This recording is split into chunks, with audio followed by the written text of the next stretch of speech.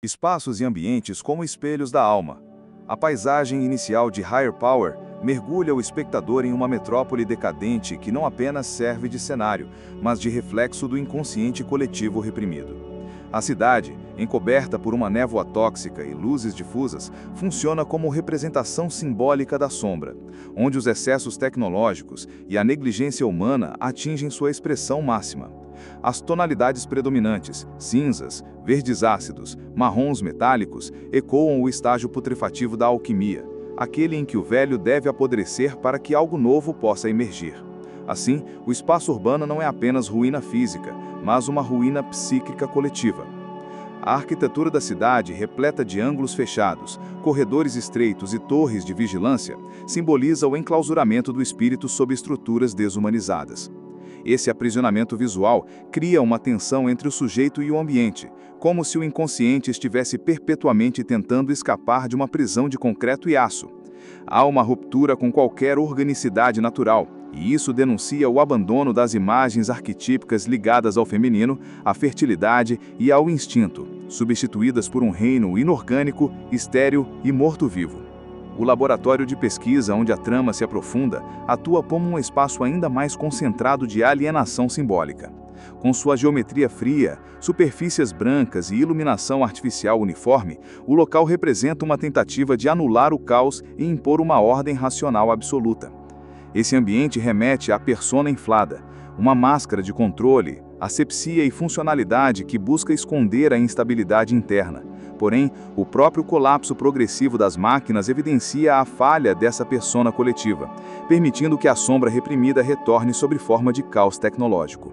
O uso do círculo na arquitetura do laboratório, notadamente nas plataformas e sistemas de energia, evoca a mandala como símbolo do self. No entanto, essa mandala é esvaziada de sentido espiritual e transformada em um circuito vicioso de poder e dominação. Há, assim, uma paródia da totalidade. O símbolo da unificação é usado para fragmentar e controlar. Essa inversão simbólica ilustra o perigo de tentar apropriar-se do arquétipo sem passar pela jornada de integração que ele exige.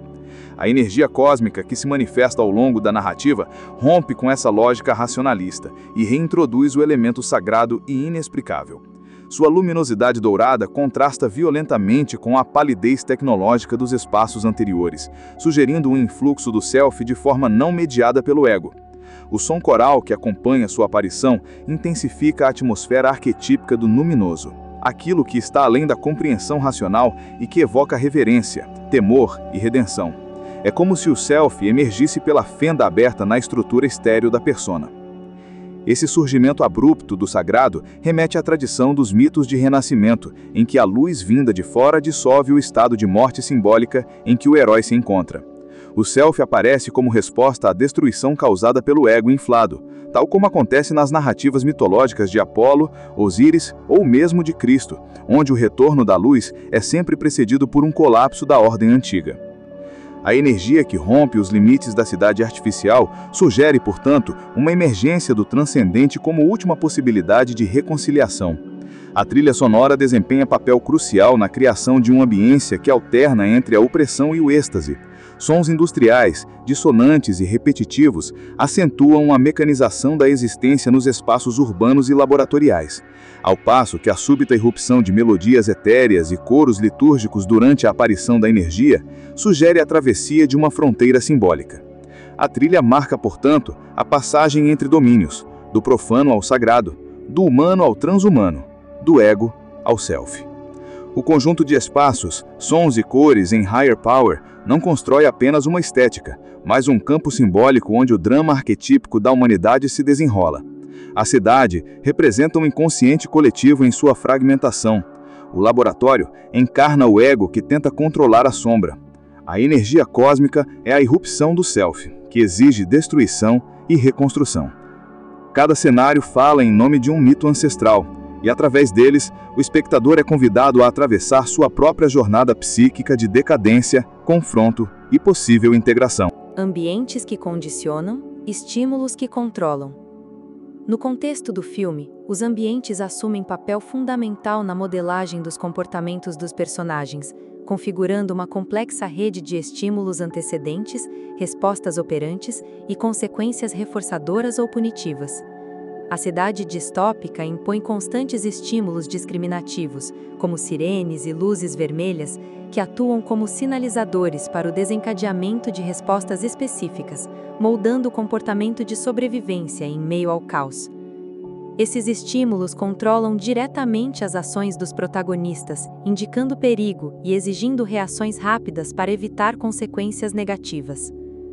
O protagonista, Joe, responde a esses estímulos com comportamentos operantes variados, desde a fuga para locais considerados seguros até a agressão controlada contra máquinas que representam ameaças. Estes comportamentos são mantidos por reforçadores negativos e positivos, que moldam sua persistência e adaptação. Por exemplo, a fuga para o laboratório é reforçada negativamente ao evitar a radiação, enquanto a agressão às máquinas resulta em punição positiva por choques elétricos. Assim, os contingentes de reforço e punição configuram um delicado equilíbrio que orienta o repertório comportamental do personagem.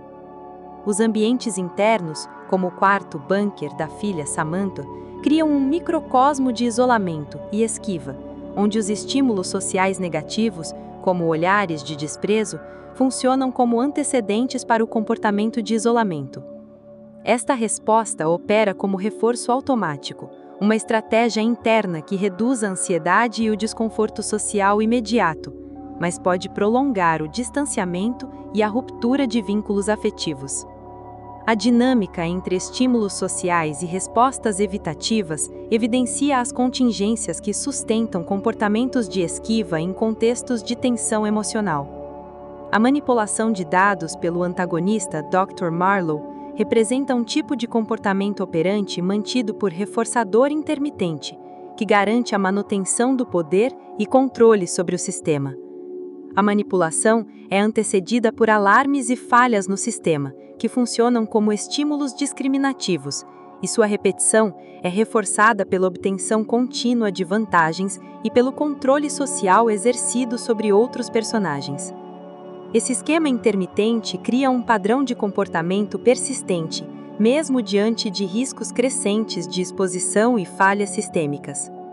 A generalização dos estímulos de perigo, como as sirenes originalmente neutras, demonstra como o repertório comportamental se amplia para incluir respostas automáticas e generalizadas a diversos contextos ameaçadores. Essa ampliação do estímulo discriminativo aumenta a eficiência adaptativa em ambientes de risco, mas pode também resultar em estresse e reações exageradas diante de sinais ambientais semelhantes. A generalização é, portanto, um mecanismo crucial para a sobrevivência, ainda que traga consequências psicológicas complexas. O uso de esquemas de reforço variável, como a ocasional eficácia do traje do protagonista no controle da energia, fortalece o comportamento persistente mesmo na ausência de resultados imediatos ou constantes. Esse padrão reforçador é especialmente eficaz em manter comportamentos difíceis de extinguir, pois a incerteza do reforço cria uma motivação constante para a repetição da resposta, elevando o engajamento e a resiliência em situações adversas. Esse fenômeno é amplamente observado em comportamentos humanos, como vícios e hábitos compulsivos. O controle aversivo imposto pela cidade, por meio de regras rígidas e punições severas, atua como contingência que limita certos comportamentos enquanto potencializa outros, como a rebelião operante. Essa dinâmica reflete a tensão entre conformidade e resistência, evidenciando que ambientes opressivos podem gerar respostas comportamentais que desafiam o controle institucional, muitas vezes em busca de autonomia ou alívio emocional. As contingências aversivas, portanto, podem ser tanto limitadoras quanto catalisadoras de novos repertórios. Finalmente, a análise conecta as contingências operantes do filme com fenômenos contemporâneos reais, como o papel dos likes nas redes sociais como reforçadores intermitentes que moldam o comportamento de navegação compulsiva, a pressão por metas inatingíveis nos ambientes laborais que funcionam como estímulos aversivos gerando burnout, e os alertas ambientais, que apesar de existirem, falham em alterar os comportamentos humanos devido à falta de consequências imediatas percebidas. Esses paralelos indicam que as contingências apresentadas no filme refletem questões centrais do comportamento humano em contextos modernos e complexos. O protagonista Joe emerge como um herói marcado por uma dualidade profunda, cuja trajetória transcende a mera ação física para revelar um processo interno de confrontação e transformação. Sua figura carrega as marcas de um herói decaído, cuja híbris o afastou da integridade, revelando a sombra oculta em seu ego. Essa faceta manifesta-se na arrogância científica e na tentativa de controlar forças que excedem sua compreensão, criando fissuras em sua persona que o isolam de si mesmo e dos outros. Ao longo da narrativa, Joe assume o papel de guardião ferido, cuja busca por redenção está atrelada à necessidade de salvar a filha, símbolo de inocência e futuro. Essa missão pessoal funciona como um catalisador para sua jornada de individuação, forçando-o a reconhecer e integrar aspectos reprimidos de sua psique. O encontro com a sombra se dá em momentos críticos, nos quais suas falhas acadêmicas e negligências familiares vêm à tona, desestabilizando sua autoimagem e exigindo revisão profunda. A jornada do herói é marcada por uma série de sincronicidades que atuam como pontos de inflexão, unindo o destino pessoal com forças maiores que transcendem o ego. A energia cósmica, elemento central na narrativa, representa essa força unificadora e transformadora, que exige de Joe uma abertura para o desconhecido e o inominável. Essa experiência simbólica o leva a confrontar o limiar entre a luz e a sombra, aceitando a ambiguidade e a complexidade inerentes ao ser. No percurso, o protagonista deve dissolver a rigidez da persona científica, rompendo com a ilusão da onipotência racional que tentou sustentar. Essa ruptura é dolorosa e necessária para que o Self, enquanto totalidade integradora, possa emergir.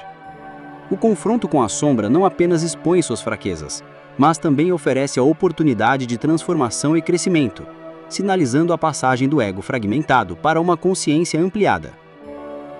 A relação entre luz e sombra é vivida intensamente na decisão final de Joe, que sacrifica sua vida para garantir um bem maior. Este ato simbólico de sacrifício remete aos mitos ancestrais de redenção e transcendência, onde a morte do ego abre caminho para o renascimento do Self. Essa polaridade dialética entre destruição e criação é a essência do processo de individuação, mostrando que a integração do herói depende da aceitação de seus aspectos sombrios. A individuação de Joe é também uma jornada de reconciliação entre ciência e espiritualidade, entre o consciente e o inconsciente. A fusão do poder cósmico com sua compreensão racional representa a síntese entre opostos que Jung apontou como fundamental para a totalidade psíquica. Essa síntese simboliza a superação da fragmentação e o início de um novo estado de ser, onde o herói se torna guardião consciente de suas forças internas. A morte redentora de Joe, permeada por símbolos de sacrifício semelhantes aos encontrados em mitos universais, como os de Cristo e Odin, apontam para a necessidade de dissolução do ego para que o Self possa florescer. Essa passagem exige coragem e abandônio do controle ilusório, levando a uma experiência transformadora que transcende a individualidade e alcança dimensões coletivas e arquetípicas. O herói não apenas se reinventa, mas também reconfigura o significado de seu destino. Assim, Higher Power conclui sua narrativa simbólica convidando o espectador a refletir sobre a dialética entre razão e transcendência, controle e entrega, ego e self. A jornada do protagonista é um espelho para os desafios psíquicos contemporâneos, lembrando que a verdadeira transformação exige integração profunda e reconhecimento da sombra que habita em todos. Esta é a mensagem silenciosa e poderosa que ecoa além das imagens e sons do filme.